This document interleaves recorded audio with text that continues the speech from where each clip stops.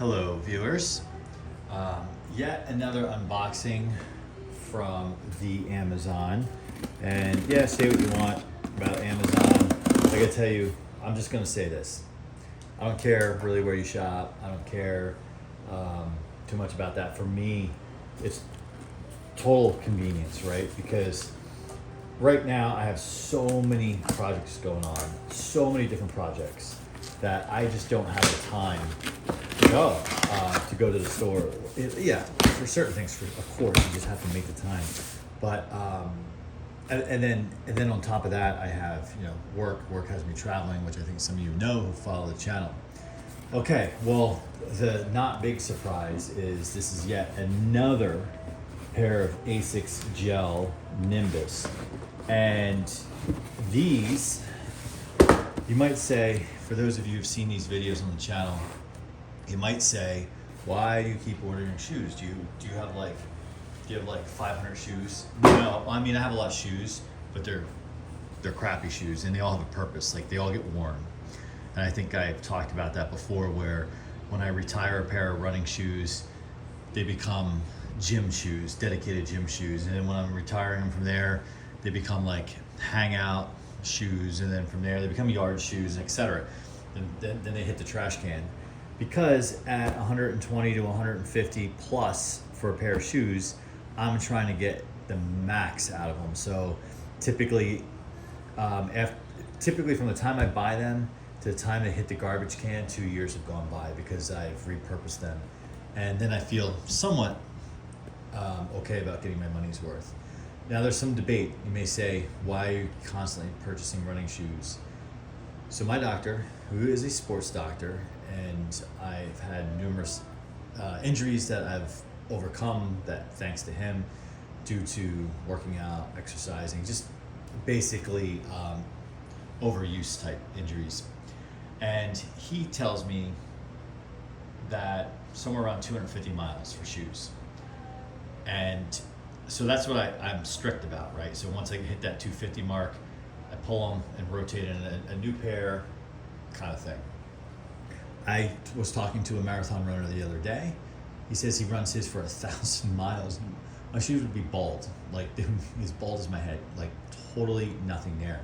So I don't know, but that works for him. Something else may work for you. This is what works for me, because I know one time I talked about that and I got some heat in the comments about that. So here we are again with this similar style, and similar style when I say to the tread and the thicker heels. They went to this a couple models ago. I think these 23s? I always lose track. I'll tell you what model they are in a second. Oh boy. So I look for, these are 23s. Hang on, sorry about that. Oh, no, they're 25s. Gel Nimbus 25. Okay, so sometimes I find that when I go on there, size 12 are like sold out, and the less expensive pair. So say, for example, I don't know what they're up to now. They might be up to 26, maybe 27, something like that.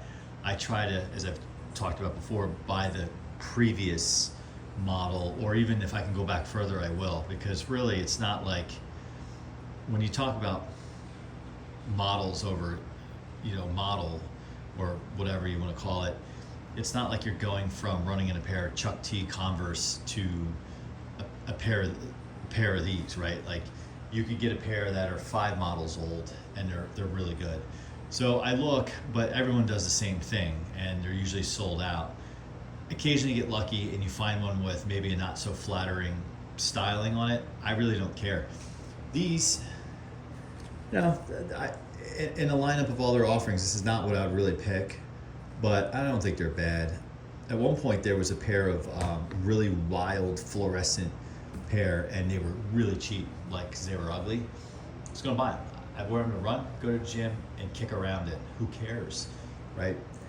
So this is my 4th pair this year, so I get the blue ones, the tan ones, the dark blue ones, now these. So this is the 4th pair of running shoes I bought this year, and I am at,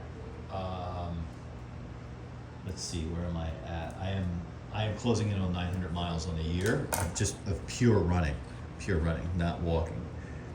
So again, to keep with the same tread patterns, and I'm really curious because the blue pair that I got earlier this year is the first style like this with these treads, thin, like really thin tread patterns, but they seem to be wearing pretty well. Like I thought at first when I first got these that these would wear right through, but they didn't.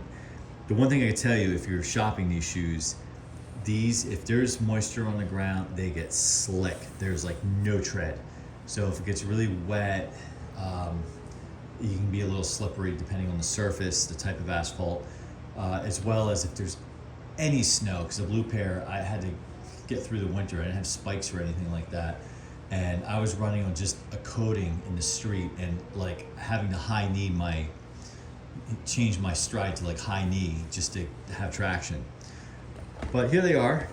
But other than that, I'm very happy with them. The foam is inside the sole, which I thought originally was ugly and didn't like the thick heel and thinner tread. But in terms of impact, makes a huge difference for me. I'm just under 200 pounds, 6 foot, and I'm a muscular guy, so that like this really helps there. I already talked about the drawbacks with this type of tread. Other than that, they're super comfortable, and these aren't half bad looking. I think of spring when I see these. They're like pastel green, but that's all right. Well, if you are a runner or a cross trainer or whatever you do, I'd be really interested in knowing what shoes you run in, what build, kind of the build you have. I've been running an ASICS Gel now since 2000, probably 2004, 2005. So I've really seen a lot of different iterations of them, and continuing on until I try something better. And which is not likely. Basically, it'll be if these should ever let me down, that's really what would open the door to something else. Thanks for watching. Comment, like, subscribe.